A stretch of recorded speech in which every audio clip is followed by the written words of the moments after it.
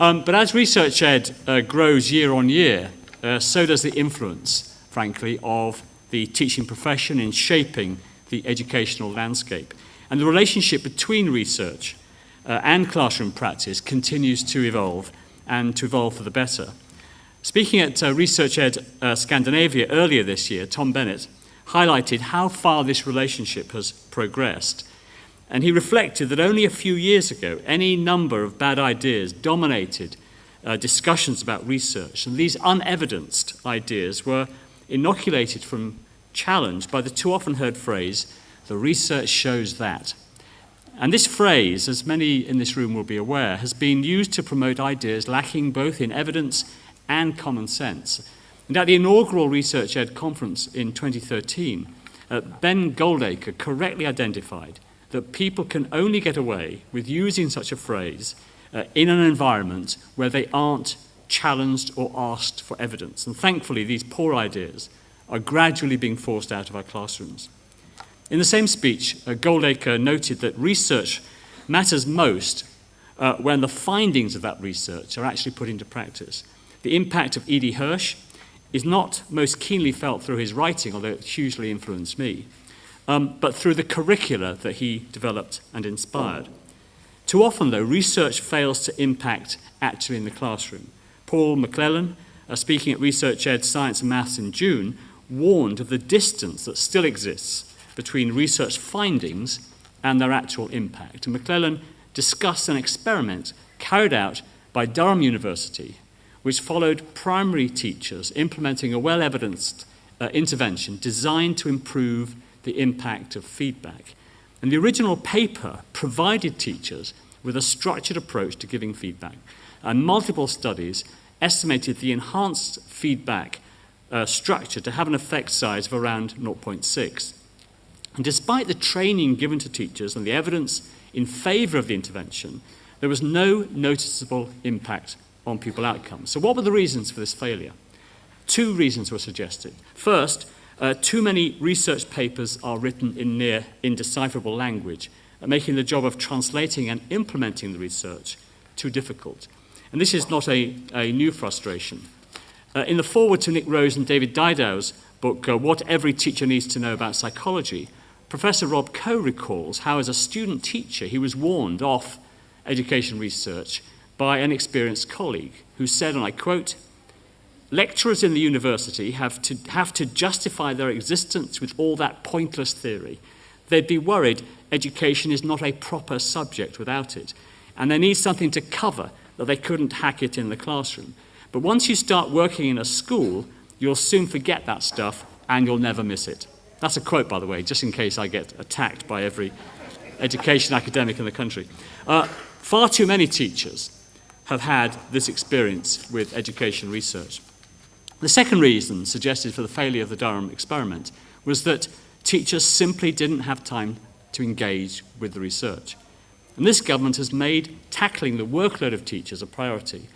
In October 2014, we launched the Workload Challenge, and more than 44,000 teachers responded to the survey. And the responses identified that the three biggest concerns of teachers were marking, planning and resources, and data management. So we set up three review groups to address those concerns, headed by experienced head teachers. And the reports were published in March this year. And we accepted all the recommendations for government. Although, as the report makes clear, it is for everybody involved in education to act on the principles and recommendations in these reports. And the reports are clear. If an activity is not helping to improve pupil outcomes, then don't do it. And as a result of the Workload Challenge, we committed to a lead time of at least a year for schools to prepare for significant accountability, curriculum or qualification changes. And furthermore, Ofsted have made it clear what inspectors do and do not expect to see, and to dispel myths about inspection that can result in unnecessary workload in schools. And Sean Harford has tweeted about something just the other day. These reforms, twinned with our funding of the Education Endowment Foundation, have provided teachers and schools with the opportunity to pursue teaching methods which will improve pupil outcomes. Now, the EEF has ensured that teachers in this country have much greater access to high-quality research than ever before. And earlier this year, they published recommendations for school leaders, teaching school alliances, and other collaborative school networks. Sir Kevin Collins, the CEO of the EEF, said in response to the research, teachers and school leaders now have access to a significant and growing body of academic research with enormous potential to improve pupil attainment and save schools money. But to do this, we need to make sure that research findings get into the hands of teachers in ways that are most likely to have an impact. Now, I'd echo these sentiments. As John Maynard Keynes famously wrote, practical men who believe themselves to be quite exempt from any intellectual influences are usually slaves of some defunct economist. And I'm sure that Keynes also meant to include practical women as well.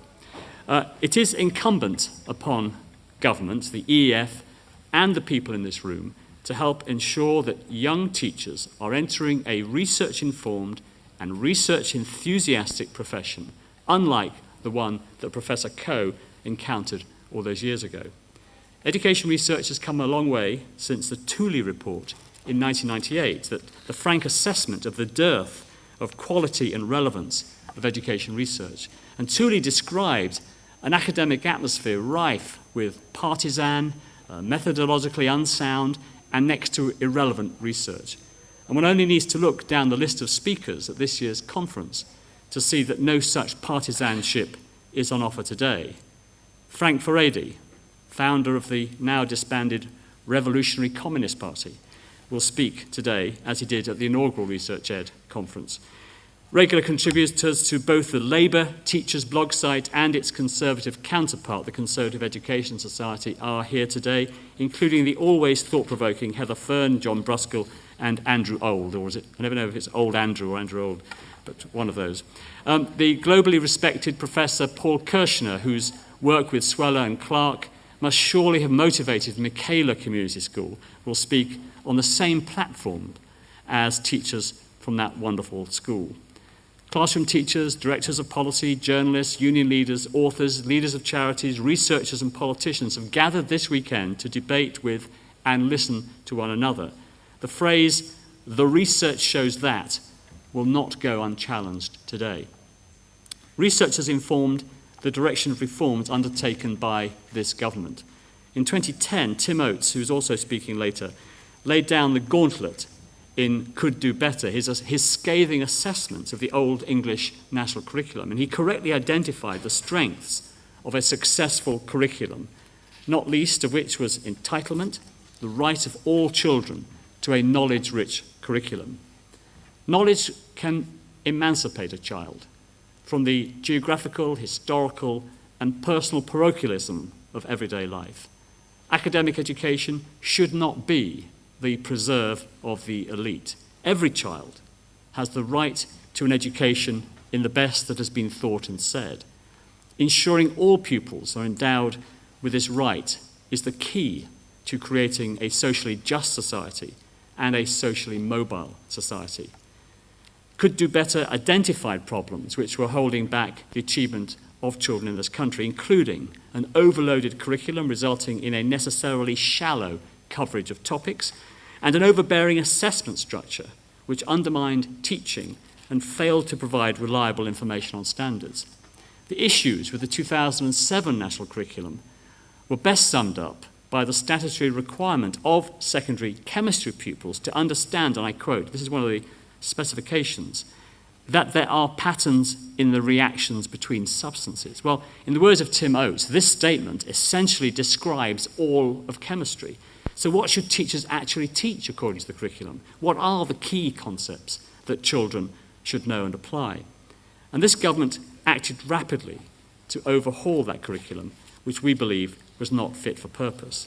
In maths, we placed a greater emphasis on ensuring the fundamentals were mastered. Children are now required to be fluent in their times tables by the end of year 4. A structured sequence of efficient written methods is prescribed in primary schools. And maths hubs are introducing Asian-style maths mastery into our schools. In English, we have increased the level of demand for all ages, inspired by international evidence from the likes of the National Reading Panel in the States and the Clackmannanshire study in the UK, our unwavering commitment to systematic synthetic phonics has seen 120,000 six-year-olds read more effectively than they otherwise would have done. The emphasis placed on spelling and grammar at Key Stage 2 will see pupils better prepared for the challenges of secondary English than ever before, and at Key Stage 4, all pupils will have the opportunity to study a range of high-quality, intellectually challenging and substantial whole books in detail. No longer will children's experience of literature be confined to Of Mice and Men and To Kill a Mockingbird. Through the expansion of the Academies programme, the government has given teachers and head teachers greater control over the curriculum. The fruits of autonomy were in evidence in this year's GCSE results. The West London Free School recently announced that 76% of its pupils achieved 5A star to C, including English and Maths, and 37% of all grades at that school were A star and A's.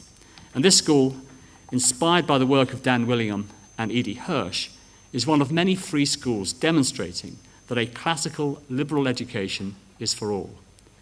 Another free school, the Tawhid al-Islam Boys High School in Blackburn, reported achieving the remarkable feat of 95% of pupils achieving 5 or more A star to C, including English and Maths. Over 4 in 5 boys at the school don't have English as a first language, but that didn't prevent 72% of that school's inaugural cohort achieving the EBAC qualification. As the academy and free school policy matures, it's increasingly possible to recognise what is succeeding and what's failing. The successful approaches of these pioneering schools will be adopted, and a new consensus about what works for teaching children will emerge.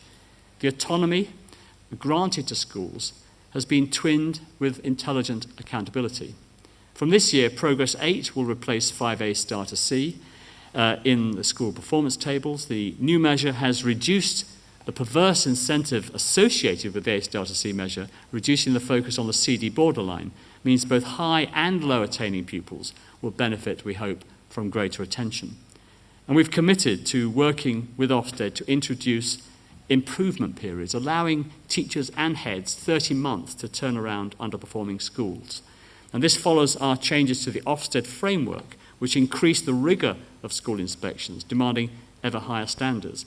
And despite this higher bar, school improvement has been such that there are now over 1.4 million more children being taught in good and outstanding schools than there were in 2010. The EBAC is being taken by even greater numbers, giving pupils from all backgrounds access to a core academic education. And analysis by Dr. Rebecca Allen and Dave Thompson for the Sutton Trust showed that pupils from the most disadvantaged backgrounds benefited most from a school's decision to switch the focus of its curriculum to these core academic subjects. And this research looked at the impact in 300 schools that had enthusiastically adopted the EBAC curriculum, typically increasing the proportion of pupils taking the EBAC from 8% to 48%. At these 300 so-called curriculum change secondary schools, the pupil premium gap, the difference in achievement between the least well-off pupils and their peers, had reduced relative to schools with similar intakes. And criticism of the EBAC policy too often centres on the assumption that an academic curriculum is not for certain pupils, particularly those from disadvantaged backgrounds or those with lower prior attainment. I don't agree. In the narrative accompanying the analysis of these curriculum change schools, Dr. Allen addressed some of the other concerns raised by critics of the EBAC. On the claims that less academically oriented pupils will be forced into subject choices which would undermine their attainment and distract their focus from English and Maths, she concluded that there was no evidence. Pupils in the curriculum change schools were, and I quote, more likely to achieve good GCSEs in English and Maths, achieve higher average grades across the board, were 1.7 percentage points more likely to be taking an A-level or other level 3 qualification after the age of 16, and 1.8 percentage points less likely to have dropped out of education entirely. One might even say that the research shows that a demanding, knowledge-rich curriculum benefits pupils, particularly those from the most challenging backgrounds. Opposition to the EBAC has often centred on the impact that the reform is having on other areas of the curriculum, the arts in particular. We are clear that in following the recommendations of Tim Oates, difficult choices needed to be made as to which subjects to include in the EBAC. And the decision to restrict the number of subjects included was a deliberate one. So the EBAC leaves pupils with a choice of at least 2 additional subjects, often more. And these free option slots allow pupils to pursue, say, another language, a further humanities subjects, a technical qualification, or a number of art and design options. And the government will continue to emphasise the importance of a broad and balanced curriculum. And this message will be twinned with new, more demanding and more rigorous qualifications. It's the duty of schools to produce pupils who can think creatively and who can think critically. But the irreplaceable first step for a pupil to do so is learning a coherent body of knowledge. For a socially just and socially mobile society, pupils must have access to this knowledge. The EBAC debate, I believe, is being won. But there still exists a troubling gap in entry rates. Too few pupils with low prior attainment and from disadvantaged backgrounds are being taught this core academic curriculum at Key Stage 4. The arguments in favour of this curriculum entitlement therefore need to continue to be made. As so often nowadays, it is online rather than in academic journals where these important debates are being had. Rob Coe, again in the foreword to David Dowdow and Nick Rose's book, summarised the importance of social media. And I quote, "Social media, led by teacher bloggers and tweeters, have helped create communities of teachers who want to engage with research and discuss the ideas on their implications. There is an appetite for research evidence and an increasingly critical and sophisticated research stance. These growing teacher-led communities offer the greatest hope for ensuring that research reaches teachers and impacts upon their practice. Of course, there's more to do. This vibrant community of ideas is still dominated by pioneers, many of whom are in this room today. There are, however, many reasons for optimism. As the number of edu bloggers swells to over 3,000 in this country, as this conference expands its reach ever further afield, having already taken in the sites of New York and Sydney, Washington, D.C. and Amsterdam are next in Tom Bennett's travel plans, and as more teachers appreciate the value of research-informed practice, this profession-led movement will, I believe, improve the education and life chances of millions of children. And it's for that reason that it's always a pleasure to speak at the researchED conference. Thank you very much.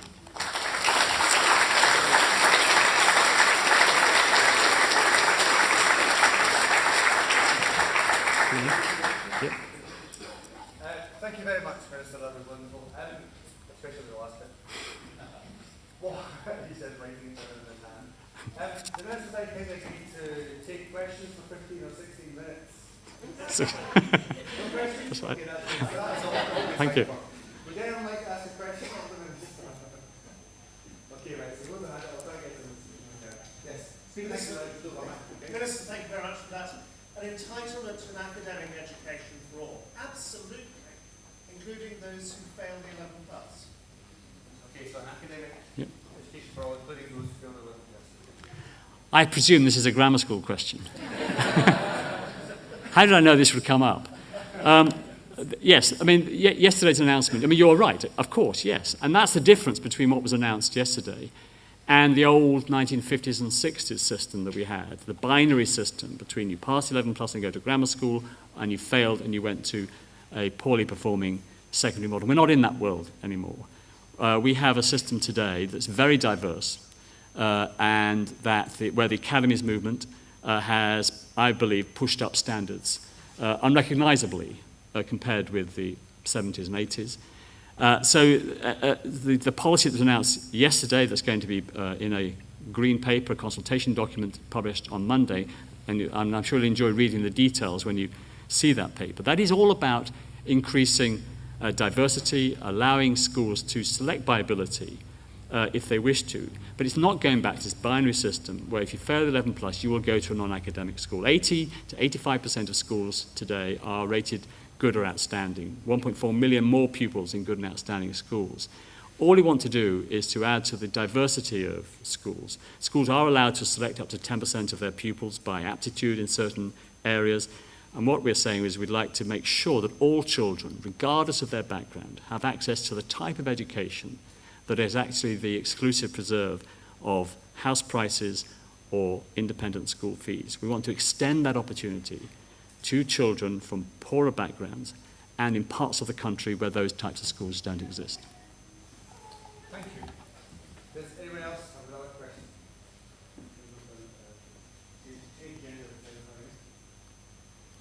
Just man, madam. Good morning. Thank you very much for your talk. I agree with a lot of things that you say, but I'm going to be a bit greedy if that's okay and ask two questions. My first question is, how do you anticipate that the progress aid score in comprehensive schools will compare to grammar schools, and in addition in counties like Lincolnshire where per se there still are secondary moderns? And my second question is, what action is the government going to take to address the challenges that schools are facing in terms of budget cuts? Both very good questions. I mean, the whole essence of Progress 8 is to identify schools whose raw attainment results look good, but given the prior attainment of pupils starting in those schools, when you look at their progress as pupils makes, isn't as good. And this will identify very clearly those schools with very either selective or very privileged intakes who are not delivering. My hope is that it will also reveal those schools that are delivering very high levels of progress, even though their intakes are either selective or privileged in terms of their prior attainment. And that will be the same whether it's a grammar school or whether it's a school in Lincolnshire where there's a neighbouring grammar school, but the school itself is not a grammar school. In terms of challenges over budgets, we have managed, don't forget we are as a government and have been since 2010 tackling historic levels of budget deficit. 11% of our GDP was consumed by the debt, by the deficit, by the amount we were spending in 1 year more than we were receiving in tax revenue. That was unsustainable.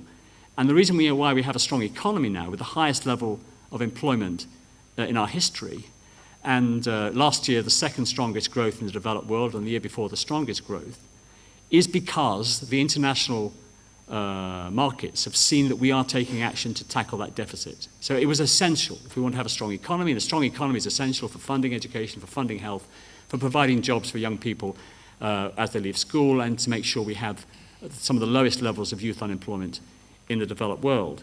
But the consequence of that is that we have to watch our budgets. And across Whitehall, budgets are being cut by very severe percentages and have been over the last 6 years. But in education, we have managed to retain spending on schools in real terms.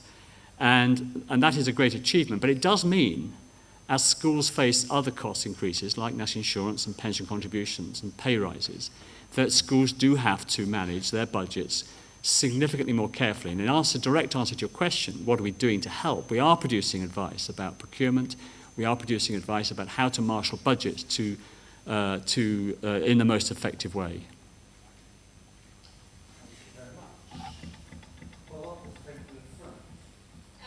Teacher shortage. We're from an outstanding inner London school, and we're finding it hard to recruit teachers. What's the government going to do about that? And this is absolutely a challenge, and it's one that I have acknowledged in those terms for many years. And there are two key challenges. One is that we are living in a strong economy, and the competition for graduates between business, commerce, and industry and education is very fierce. The other challenge is increasing pupil numbers. Over the last 5 years, we have increased the number of pupil places by 600,000, and we have plans to create another 600,000 school places over the course of the next Parliament. So over the last 5 years, we have added 15,000 teachers to the total number of teachers that are teaching. But that really just is sufficient teachers to teach those extra 600,000 pupils. So at a time when we have a strong economy, a competitive graduate market, we have managed to recruit sufficient sufficient numbers of teachers to keep pace with that increasing number of pupils. And that's something that the NAO has acknowledged. But we do know that it's a challenge, that in parts of the country, parts that you've identified, schools are struggling to recruit maths teachers, physics teachers, modern foreign language teachers. So that's why we introduced very generous bursaries. We're spending something like £300 million to fund £30,000 bursaries for physics, £25,000 for maths, top maths graduates, and so on. All those subjects where we need to recruit even more teachers. We've got very generous tax-free bursaries to encourage. We've engaged in very effective media advertising. There's not a stone that's been left unturned in terms of finding ways to encourage graduates to come into the teaching profession. If you have some more ideas, we're all ears. But I think we're doing everything we can to, and we do acknowledge that there is an issue that we have to continue to address. Thank you. Alex, It's not long.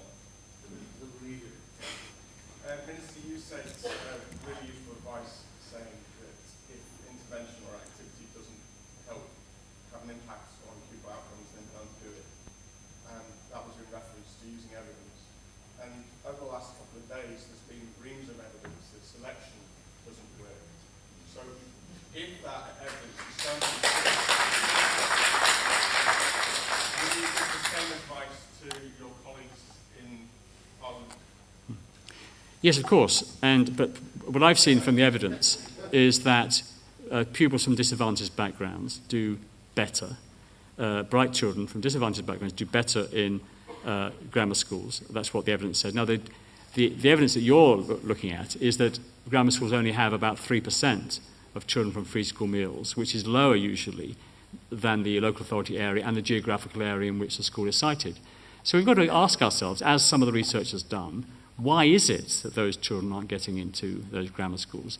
And there are a whole raft of reasons. One of them is that the primary schools from which they come are not entering them. It might be that some of the evidence says that the parents are not entering those children into applying for those schools. Some of it's about prior attainment. But even discounting all those issues, there's still an issue, because one piece of research shows that of those level 5 pupils in a primary school serving a grammar school area, for free school meal children, 40% of those level 5 children get into the grammar school, compared to 66% of non-free school meal children from those primary schools who do get in. So why is there a disparity between the 66% and the 40%? It should be the same, frankly, and we need to address why that is. And that's why in the announcement that was made yesterday by the Prime Minister, there will be conditions attached to any grammar school that wants to expand and to any free school or academy that wants to use selection in their admission criteria. They have to demonstrate what they're doing to increase the proportion of pupils, not just from of children who qualify for free school meals, but from that next income cohort, the people who are in work but struggle to make ends meet. We want to make sure that schools are doing more to attract poorer pupils into those schools, to address that very issue. And it's working in some parts. There are some grammar schools that have increased their intake from 3% to significantly higher due to measures that they're taking. They're all in the bottom Of grammar schools. all grammar schools have bottom quintile free school meal.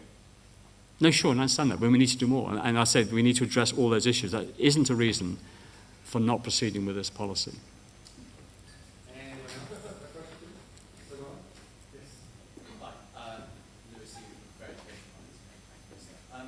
Focusing on the children who don't get into these new grammar schools, hypothetically, what would a child be missing out on if they fail their level class score exam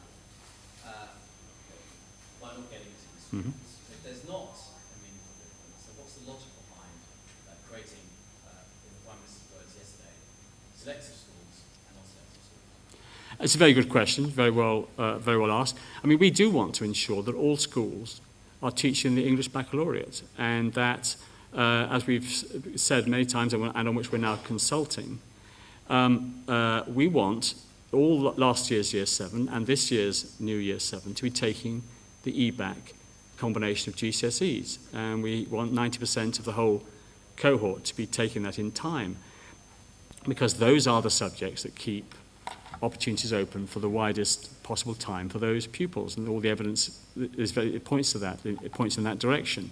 So your question is then, how will this selective academic curriculum differ from that? Well, it can differ from that, because you may want to go beyond the EBAC combination. You may want children to be learning 2 or 3 languages from year 7. You may want a more knowledge-rich and more intensive academic curriculum for those pupils that goes way beyond the curriculum that's been delivered by the GCSEs. We want to make sure that every child has their potential fulfilled to the maximum. The other advantage is that I want to see the grammar schools continue to improve themselves, and I'd like us to be able to learn, to look at the curriculum that's been taught in the grammar schools and see whether or not we can start to adopt some of that curriculum in comprehensive schools, particularly in the top sets. And I think this whole process will aid that. Thank you.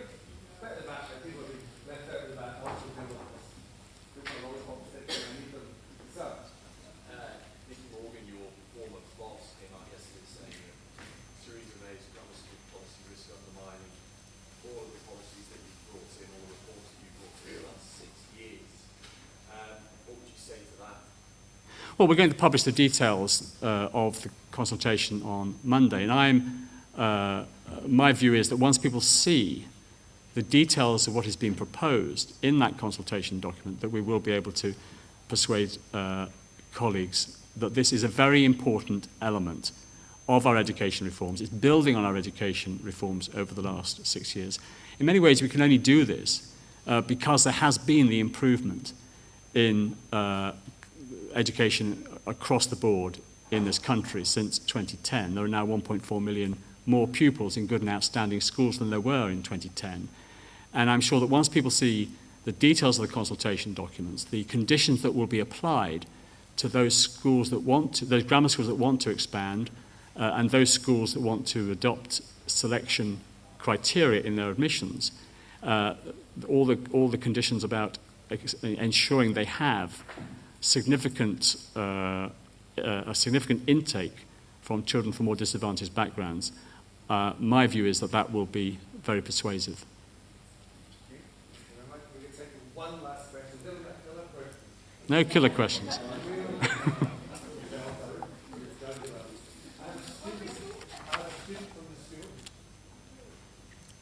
Hello.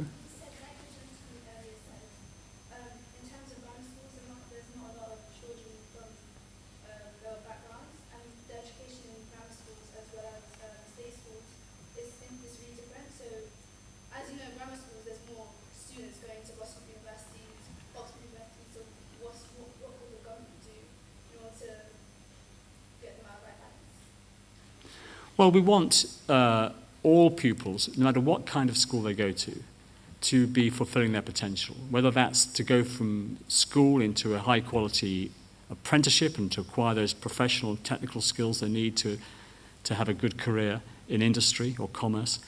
We want able children to leave, whether it's a comprehensive school or a grammar school, to be able to go to the best university with the right subject that they want to study. We want that for all pupils.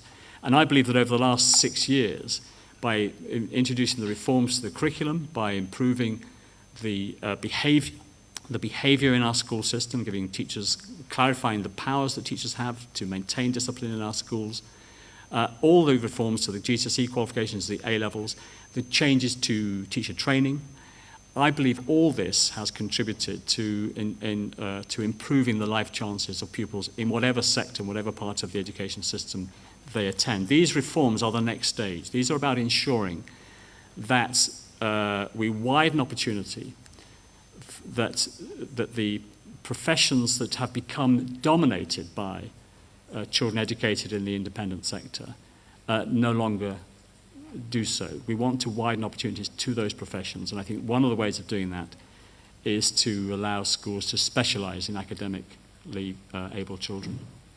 Ladies and gentlemen, sadly, there's all we have time for questions. No doubt the rest will be happy to stay several hours to answer any. If anyone didn't quite get to that, what's your favourite character from Game of Thrones question that I was going to ask? But, we've got a few there.